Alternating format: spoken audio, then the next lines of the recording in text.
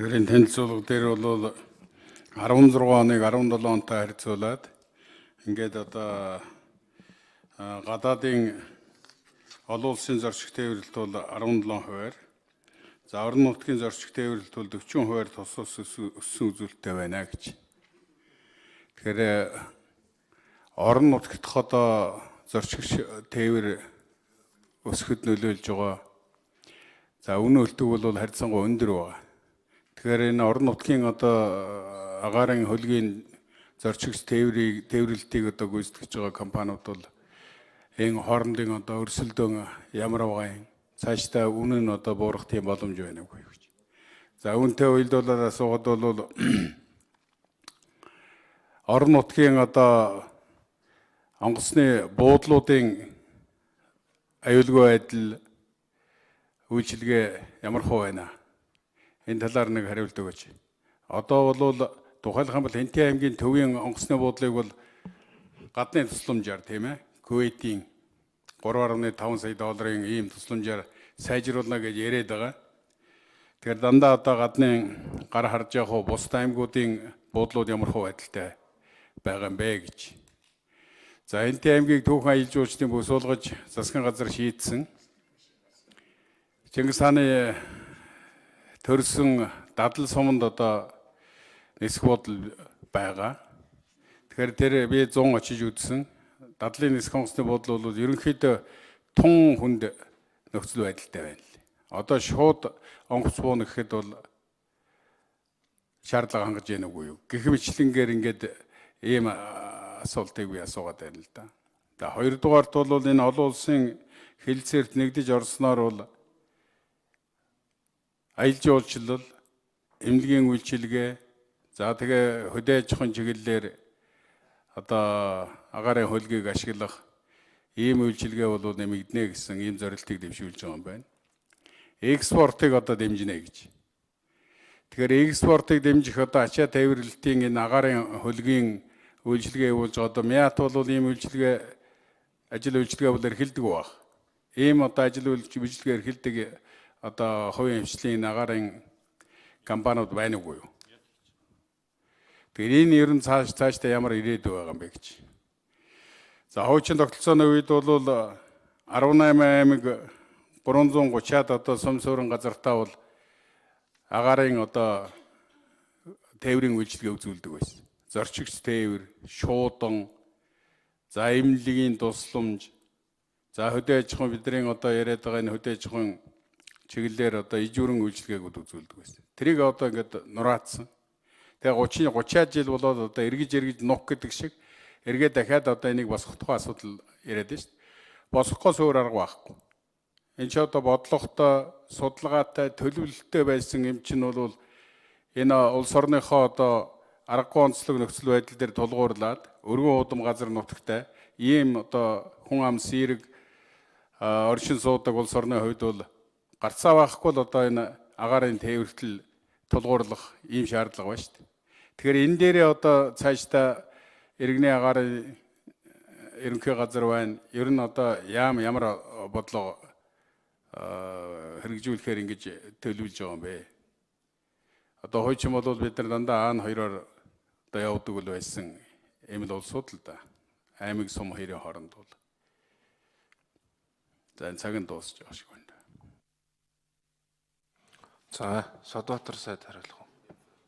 Тэгээд за Бямсран дарга 3 дугаар микрофон.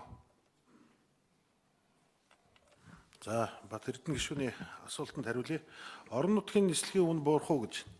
Орон нутгийн нислэгийн үнийг бууруулахын тулд бид бүхэн хэд хэдэн арга хэмжээ авч ажиллаж байгаа юм. Энэ дээр яг нийгмийн зорилттой бүлэг болох өндөр насны тахирдтуу иргэд гэсэн энэ чиглэсэн хүмүүстэй татаас өгөх хямдтыг плед олох талаар зайлшгүй үйлчлэгээний хөтөлбөр гэж хөтөлбөр боловсруулад энийг одоо батлуулах юугаа бэлэн болцсон явж байна. Өнөөдөр одоо ойрын хугацаанд засгийн газрын хурлаар оруулна. Энийний дагуу бид нар нислэг зогсцсон байсан Говь Алтай аймаг мөрөн Хөвсгөл аймаг руу нислэгийг татаастай нислэг өнгөрсөн жилүүдэд явуулаад энэ жилээс эргээгээд нислэг нь тогтмол болоод ирсэн.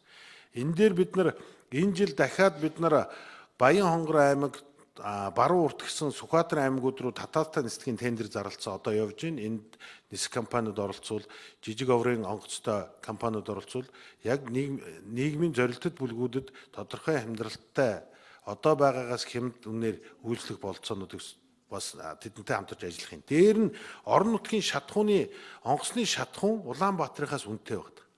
Тэгэхээр Улаанбаатараас бид нар шатхууныг авиа компаниуд увс ховд руу аваачаар тээвэрлтийн зардал нэмэгдээд Улаанбаатараас даруй бараг 50% үнэтэй болж очиод байгаа.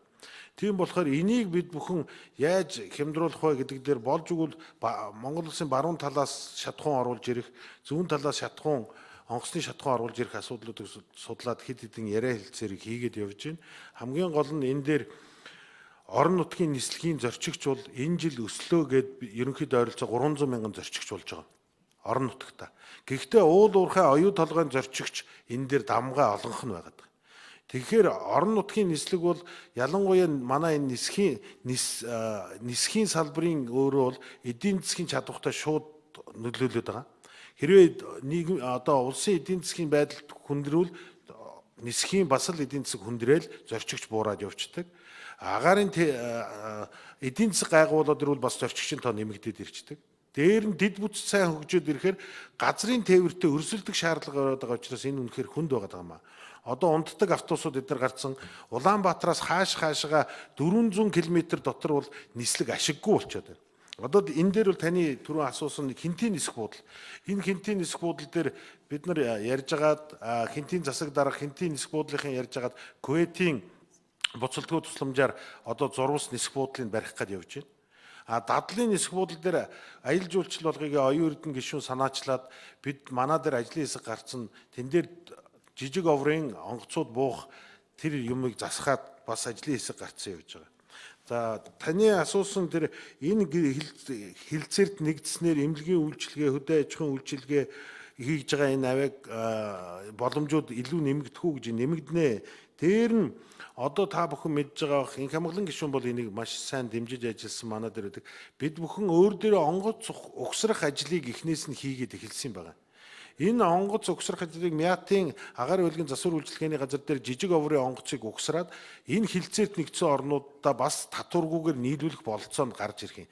Тэгэхээр бид нар одоо зөвхөн онгоц худалдан авдаг биш, онгоц гаргах тийм оронд удахгүй болно гэж бас бид найдаж байгаа. Ямар ч үсэн эхний удаад 2 онгоц угсраад нэг нь Оросын бас онгоц үйлдвэрлэдэг компаниудаа угсаргаад одоо нэг нь хөдөлгүүр сэнсийг угсрахад бэлэн болсон, дараагийнх нь хөдөлгүүр сэнсний төлбөрийн асуудал дээр бас бид бүхэн яамтайгаа яриад явж байгаа.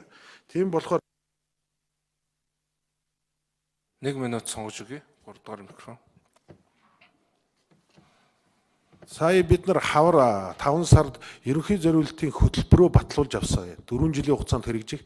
Энэ хөтөлбөрийн дагуу хуучин нислэг, орон нутагт нислэг хийдэг байсан энэ 190 сум. Энэ аймгийн төвөөс бусад сумууд руу хийдэг байсан энэ аэродрomуудыг сэргээх ажлыг энэ 4 жилийн хугацаанд хийх юм аа. Ялангуяа аялал жуулчлал хөгжсөн бүс нутгуудад хувийн жижиг оврын онгоцоор нисч очиж аялал жуулчлал хөгжүүлэх асуудал дээр иргэний засгийн хөтөлбөрийнхаа дагуу ажлын төлөвлөгөөгөөрөө дагаад ажиллах юм байна. Тэгэхээр энэ дээр хэрвээ хэрэгжээд энэ хөтөлбөр дуусахад бол бус хуучин таны хэлсэн тэр хуучин нисдэг байсан тэр жижиг аэродромууд ашиглалтанд оруулаад бид нар орон нутгууд нь хүлээлгэж өгнө. Одоо энэ дээр хамгийн эхлээд халах гол сум эх жил халах голын ялалтын баяр болох гэж байгаатай бас холбогдуулаад халах гол сумын аэродромыг засахаар бид нар одоо бэлтгэл ажилдаа гарчаад явж байна. Батэрдэн гишүүн тодруулж асууя.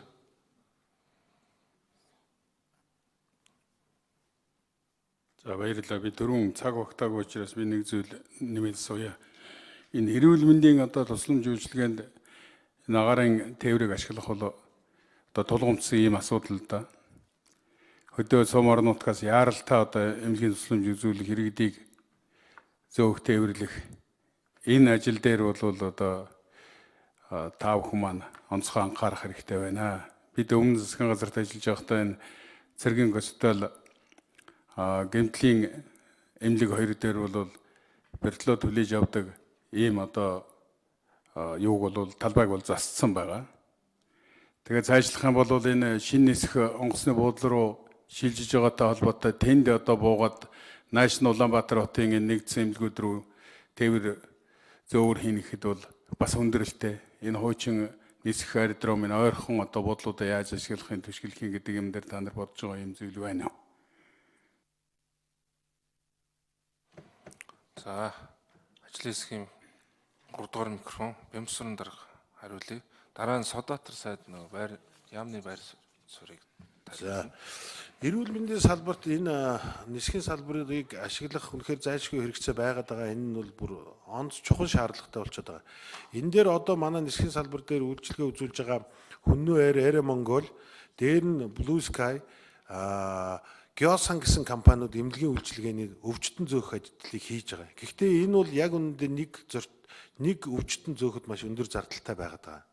Тэгээ энэ дээр бид бүхэн арай энээс хямдаар яаж болох вэ гэдэг дээр л бид нар анхаарлаа хандуулад байгаа. Тэгэхээр энэ хэрвээ одоо энэ хилцээрч нэгдснээрээ хувийн хөвчлөл болон хувь хүмүүс жижиг оврын онгоцыг ямар татваргүйгээр оруулж ирж Монгол үйл ажиллагаа явуулах боломж нь илүү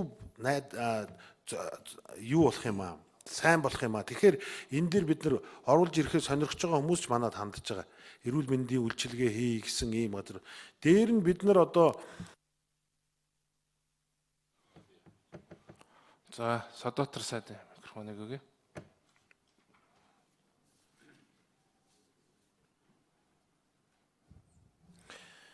Тэр манайхын хэлэх шиг бол энэ 2018-аас 22 онд ерөнхий зорилтын эцгийн хөгжүүлэх хөтөлбөрөөр батлагдсан. За орон нутагт энэ нислэгүүдийг эргэс сэргээх чиглэлээр бид нар Татаасын бодлого бариад эхний 2 аймаг дээр нь энэ жил хэрэгжсэн. Эх жил 2 аймгийг зарлалсан байгаа. Аж ахуйн нэгжүүдийн дунд. За цаашдаа бид нар ер нь бол энэ ялангуяа эрүүл мэндийн хөдөө аж ахуйн аялал жуулчлалын зорилтын энэ иргэний нисхийн үйлчлэгээнүүдийг дэмжих чиглэлээр бол бас тодорхой бодлогод яам дээр гараад ингээд явсан байлаа. Эднэрийг бол цааш нь хэрэгжүүлээд явна гэсэн ийм бодолтой байгаа. Зүгээр буян тухайн нисэх онгоцны буудлын одоо Чингис хаан гэж байгаа. Цаашдаа буян тухайн нисэх онгоцны энэ буудлын хуучин буудлаа бол бид нар зорилтын дагуу эргээд өөрсдөө ашиглана гэсэн ийм бодолтой байгаа. Засгийн газрын хуралдаанаар материалаа оруулахаар бас бэлтгэж байна. Ийм байдалтай. За түрүүн нэг зүйлийг бас тодруулж хэлэхгүй бол энэ агарын хөлгийн засвар үйлчлэгээ гэдэг нь бол манай мяд дээр хийгддэг юм аа. Тэгээ Содбаатар сайдын микрофоныг сонгож өгье. Манай мяатын агарын хөлгийн засвар үйлчлэгээний газар гэж байдаг. Өнөөдөр Европын холбоо Солонгос гээд иргэн нисхийн удирдах газрын агарын хөлгийн засвар үйлчлэгээний эрхээ аваад гэрчлэгээчсэн.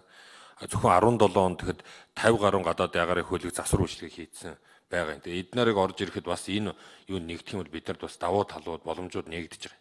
Тэгээ түрүүн хэллээ инкам болон гишүүн нас дэмжээд гişүүд нийлээд дэмжээд манай явж байгаа тэр хуучин онгоцыг бас манад угсраад эргээд ингэнийг ашиглах 12 онгоц л яригдж байгаа юм байл л. Энийг нь зарим нь Орос улбаны улсад эргэж худалдах, зарим нь манайх өөрөө ашиглаад явах иймэрхүү зүйлүүд бол ихлүү тавигдсан байлээ. Тийм учраас энэ одоо хилцээр нэгдэн орж байгаа цаад одоо санаа нь бол манай энэ одоо салбарыг хөгжүүлэхэд бол бас тийм болох юм байна л гэж ингэж үзэж байгаа. Зүгээр жорчигч тээвэр энэ асуудал нь өмнө нь шийдэгдсэн.